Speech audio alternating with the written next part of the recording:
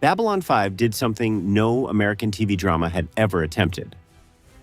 It planned a single 5-year story from the very first episode, beginning, middle, and end. But did you know its creator wrote 92 episodes almost entirely by himself?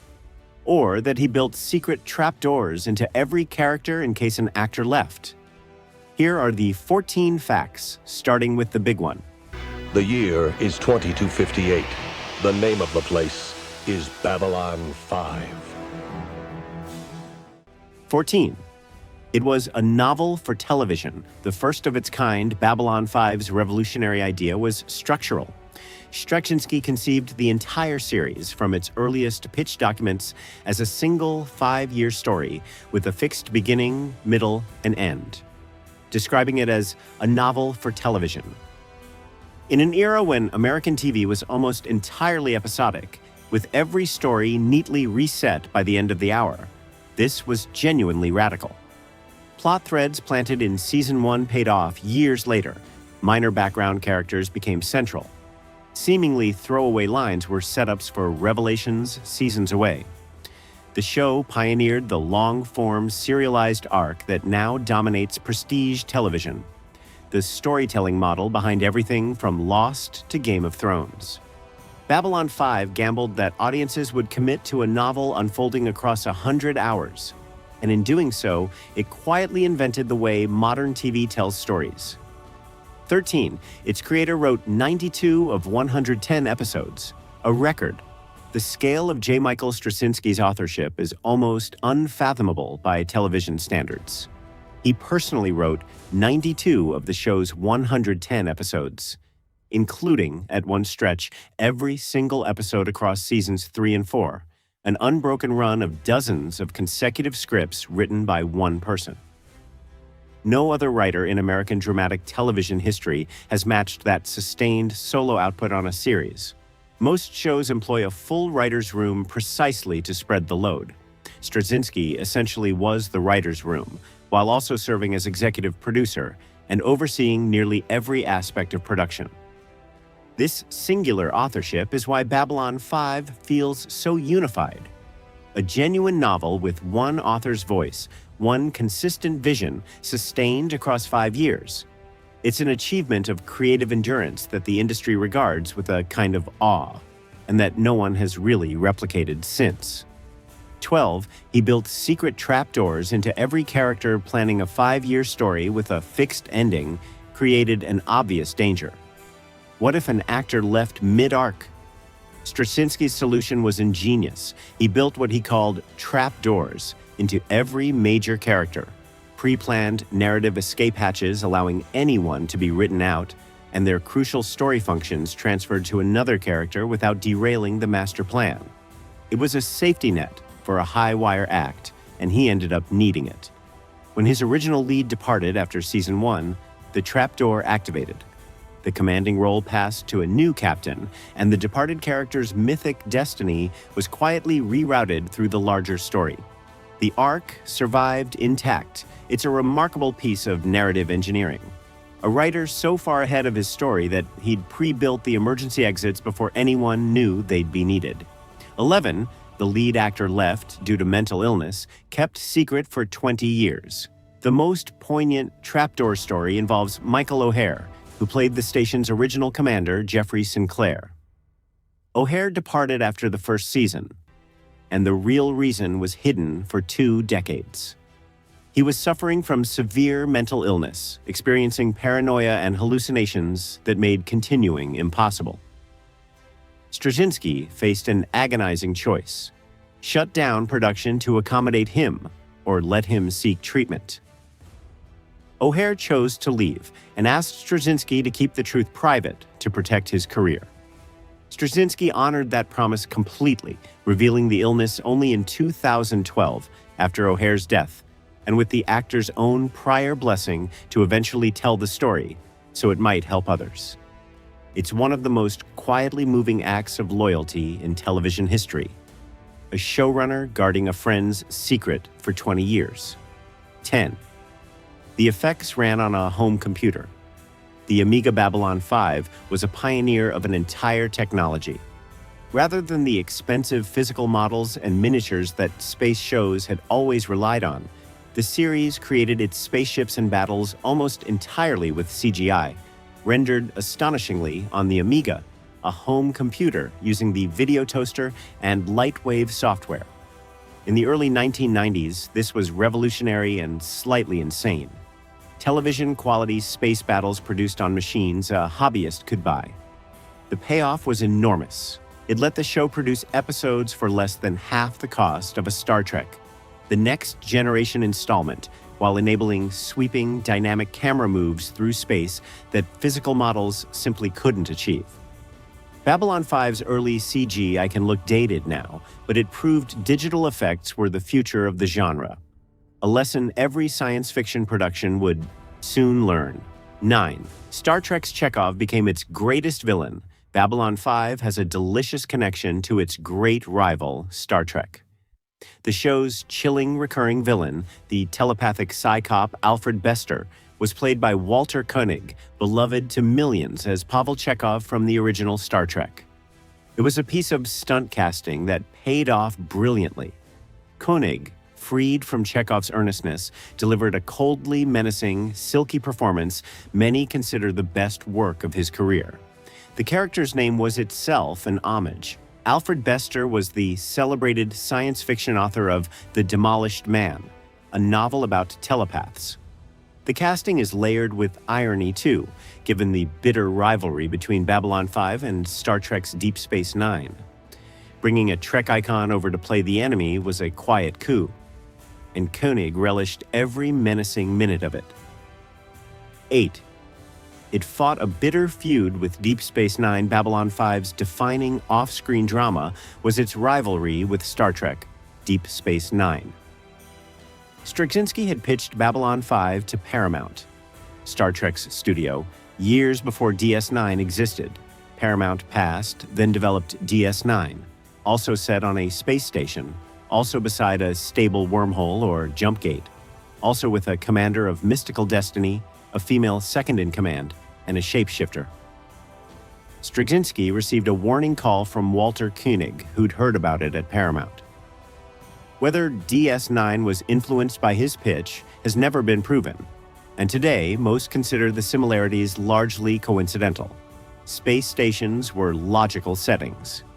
But at the time, it felt like theft, and Straczynski claims Paramount even pressured stations that if they bought Babylon 5, they couldn't have DS9. Two space station sagas launched side by side, forever entangled. 7. The pilot was doomed by the World Trade Center bombing. Babylon 5's launch was sabotaged by a real-world tragedy. The pilot film, The Gathering, debuted in February 1993, the very same week as the World Trade Center bombing in New York. The attack knocked out the broadcast antenna atop the North Tower, preventing the pilot from airing in parts of the New York metropolitan area, one of the largest television markets in the country. It was a brutal, arbitrary blow for a fledgling show fighting for every viewer against the Star Trek juggernaut. Remarkably, the pilot performed well enough despite the setback that Warner Brothers ordered the full series. It's a strange, sobering footnote. One of the most ambitious science fiction sagas ever attempted nearly stumbled at the starting line because of a terrorist attack that had nothing to do with it. Quick jump point pause. If this deep dive is earning it, hit like and subscribe because we chart a classic every week. Now, back to the station, starting with the show's uniquely bleak and adult vision of the future. 6. It gave sci-fi TV a darker, more political future. Where Star Trek offered an optimistic future of enlightened humans who'd solved their problems, Babylon 5 dared to imagine something messier and more honest. Its future had poverty, homelessness, corrupt politicians, religious conflict, and the terrifying rise of a fascist, authoritarian Earth government, complete with propaganda broadcasts and secret police. The show tackled racism, genocide, addiction, and the seductive machinery of totalitarianism with an adult seriousness rare for 1990s genre TV. It featured a Jewish funeral, complex faith, and characters who were genuinely, permanently changed by trauma. This willingness to portray a flawed, politically fraught future, humanity muddling through rather than perfected, profoundly influenced the darker, more grounded science fiction that followed, from the reimagined Battlestar Galactica onward. Babylon 5 proved sci-fi could hold up an unflattering mirror to the present. 5. Two of its greatest alien actors died young. Babylon 5's tragic legacy includes losing several of its finest performers far too soon. Andreas Katsoulas, who played the Narn ambassador G'Kar, one of the show's most beloved characters, whose arc from vengeful warrior to spiritual philosopher is a genuine highlight, died of lung cancer in 2006 at 59. Richard Biggs, the calm, compassionate Dr. Stephen Franklin, died suddenly in 2004 of an aortic dissection at just 44. Both were central to the show's emotional core, and both were gone within years of its end. Mira Furlan, the soulful Ambassador Delenn, passed in 2021. The roll call of lost cast members is unusually long and sorrowful, lending the show a bittersweet quality on rewatch. A story about mortality, legacy, and sacrifice, now haunted by the real losses of the people who told it. 4. The character makeup evolved as an actual story point. Babylon 5 used its alien designs to tell story in a way few shows dared. Because the 5-year arc was fixed, the makeup and prosthetics could evolve alongside the narrative to reflect characters' transformations. The Minbai ambassador Delenn undergoes a literal physical metamorphosis, changing species partway through the story. A plot-driven transformation the makeup team executed on screen. The Centauri and Narn designs carried the weight of their civilization's rise and fall. This integration of physical design and long-form storytelling was ahead of its time.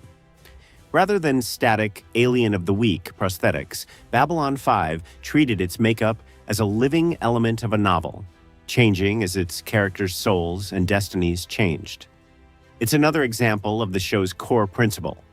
Everything, even the latex, was in service of one unfolding story. 3. It was canceled, then resurrected at the last minute. Straczynski's 5-year plan nearly died one season short. Babylon 5 aired on PTEN, a network that collapsed as the show approached its climactic 5th year, leaving the meticulously planned ending stranded with no channel to broadcast it. Facing catastrophe, Straczynski was forced to compress material and even wrote what could have served as a series finale into season 4, just in case.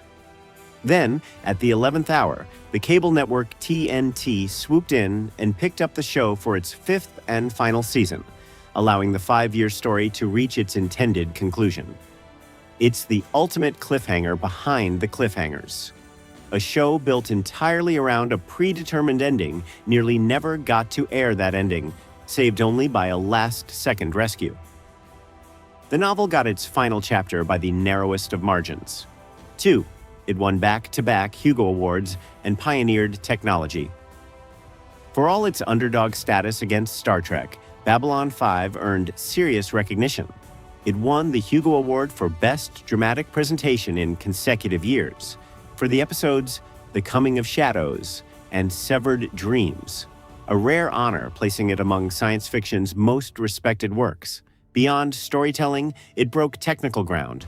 It was one of the first TV series shot and framed with widescreen presentation in mind, anticipating the HD future, and its pioneering CGI workflow influenced how effects-heavy television would be made for decades.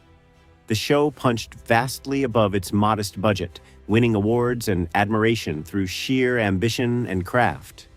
It proved that a scrappy, independently minded production, without a major franchise behind it, could stand shoulder to shoulder with the giants of the genre, and sometimes beat them. 1. The show that quietly rewrote television forever stepped back, and Babylon 5's true legacy is enormous.